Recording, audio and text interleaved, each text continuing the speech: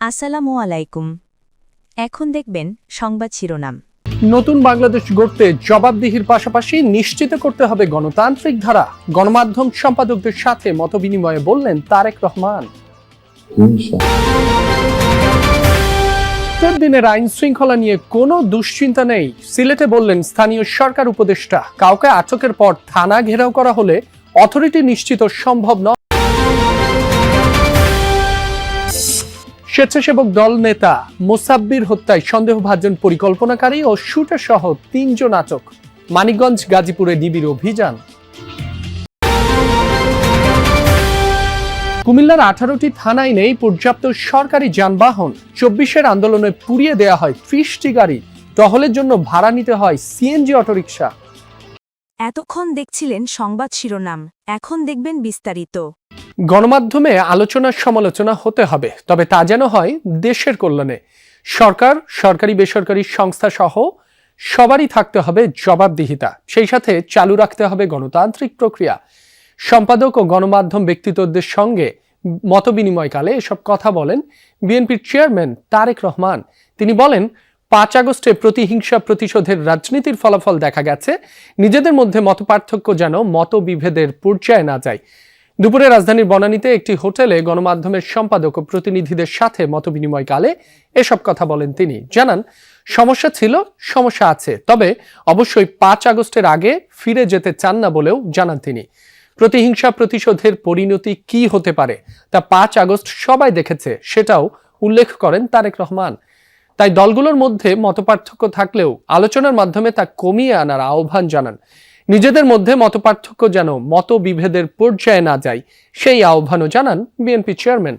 অনুষ্ঠানের শুরুতে গণমাধ্যম প্রতিনিধিদের সাথে শুভেচ্ছা বিনিময় করেন তারেক রহমান।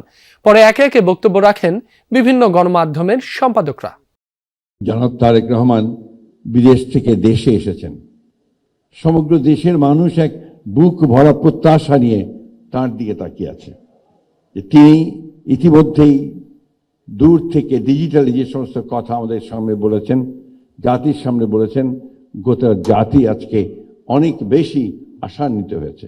আমরা যদি ভবিষ্যতের বাংলাদেশকে সমাজ এবং বাংলাদেশের রাষ্ট্রের গণতান্ত্রিক রূপান্তর চাই, তবে অবশ্যই গণতান্ত্রিক রাজনীতির পাশাপাশি একটা গণতান্ত্রিক সাংবাদিকতা পরিবেশ থাকতে হবে। কনক সরোয়ার, তার অপরাধ ছিল তিনি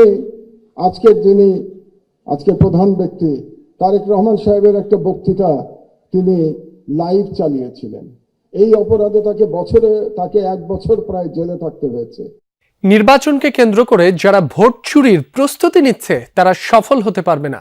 জনতাকে সাথে নিয়ে তাদের প্রতিহত করার হুঁশিয়ারি দিয়েছেন এনসিপির দক্ষিণাঞ্চলের মুখ্য সংগঠক হাসনাত আব্দুল্লাহ। দুপুরে কুমিল্লার দেবিদ্বারের ইউসুফপুরে ভারতীয় আগ্রাসন বিরোধী পদযাত্রার অংশ হিসেবে আয়োজিত উঠান বৈঠকে এ কথা বলেন তিনি।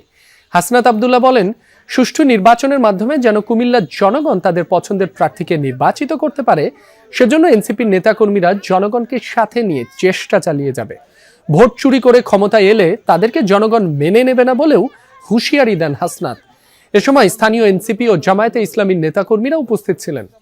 যারা ব্যাংকের টাকা চুরি করছে তারা এখন আবার ভোট চুরির প্রস্তুতি নিতেছে না। আমরা কি ভোট চুরি হতে দিব? আমরা স্বেচ্ছাসেবক দলের নেতা আজিজুর রহমান ওরফে মোসাব্বিরকে গুলি করে হত্যার ঘটনায় সন্দেহভাজন পরিকল্পনাকারী, অভিযুক্ত শুটার ও হত্যাকাণ্ডের সহযোগী একজনকে আটকের কথা জানিয়েছে পুলিশ। শুক্রবার রাতে মানিকগঞ্জ ও গাজীপুর জেলার বিভিন্ন স্থানে অভিযান চালিয়ে বিল্লা ও জিন্নাত সহ 3 জনকে আটক করা হয়। স্বেচ্ছাসেবক দলের সাবেক নেতা আজিজুর রহমান মোসাব্বির হত্যার 3 দিনের মাথায় 3 জনকে আটকের খবর দিল আইনশৃঙ্খলা বাহিনী। শুক্রবার রাতে মানিকগঞ্জ ও গাজীপুর জেলার বিভিন্ন স্থানে অভিযান চালিয়ে মোসাব্বির হত্যার সাথে জড়িত সন্দেহে অভিযুক্ত শুটার সহ 3 জনকে আটক করে গোয়েন্দা পুলিশ। আটক 2 জনের নাম জিন্নাত ও বিল্লাল। আটক অভিযানে অংশ নেওয়া ডিবির এক কর্মকর্তা এই তথ্য নিশ্চিত করেছেন। তিনি জানান, আটক 3 জনের মধ্যে 2 জন সরাসরি হত্যায় অংশ নেয়, আরেকজন পরিকল্পনাকারী। আটকদের সাথে নিয়ে অস্ত্র উদ্ধারে অভিযানে নেমেছে ডিবির টিম। সেই সাথে এই হত্যার সাথে জড়িত বাকিদের ধরতেও অভিযান চলছে বলে ডিবি থেকে জানানো হয়। গত বুধবার রাতে রাজধানীর তেজগাঁও থানার পশ্চিম তেস্তুরি বাজার এলাকায় দুর্বৃত্তদের গুলিতে নিহত হন স্বেচ্ছাসেবক দলের সাবেক নেতা মোসাব্বির। এই ঘটনার পরদিন তেজগাঁও থানায় অজ্ঞাত পরিচয় 4 থেকে 5 জনকে আসামি করে মামলা করেন নিহতের স্ত্রী সুরাইয়া বেগম। অন্তর্বর্তী সরকার জুলাই হত্যাকাণ্ডের বিচারে অনীহা দেখাচ্ছে, এমন অভিযোগ তুলেছে জুলাই 24 শহীদ পরিবার সোসাইটি। সকালে জাতীয় প্রেস ক্লাবে হওয়া সংবাদ সম্মেলনে অভিযোগ করেন তারা। বলেন, শহীদ ও আহতদের পরিবারকে আইনি সহযোগিতা দিতে সরকার ব্যর্থ। এ সময় শহীদ পরিবারের সদস্যরা তাদের স্বজনদের হত্যার বিচারের দাবি জানান। সারা দেশ থেকে আসা শহীদ পরিবারের সদস্যরা তাদের ন্যায্য অধিকার নিশ্চিতের দাবিও জানান। বলেন, জুলাই আন্দোলনে যারা শহীদ হয়ে দেশকে অন্যায় আর জুলুমের অবসান ঘটিয়েছেন, স্বৈরাচার মুক্ত করেছেন, সেই শহীদদের অধিকার এখনো প্রতিষ্ঠিত হয়নি। যদি আপনারা এই বঞ্চিত মানুষের অধিকার, মানবিক মর্যাদা, ন্যায় বিচার নিশ্চিত করতে না পারেন, আগামী গণঅভ্যুত্থানগুলো হতে বেশি সময় লাগবে না।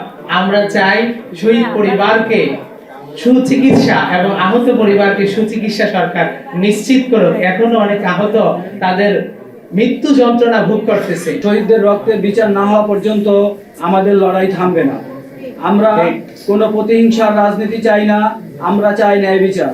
ভোটের দিন আইন শৃঙ্খলা পরিস্থিতি নিয়ে কোনো দুশ্চিন্তা নেই বলে জানিয়েছেন স্থানীয় সরকার উপদেষ্টা আদিলুর রহমান খান। দুপুরে সিলেটে এই মন্তব্য করেন তিনি।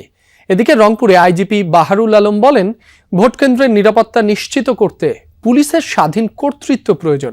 কাউকে আটকের পর থানা ঘেরাও করা হলে পুলিশের অথরিটি নিশ্চিত করা সম্ভব নয় বলেও মন্তব্য করেন তিনি।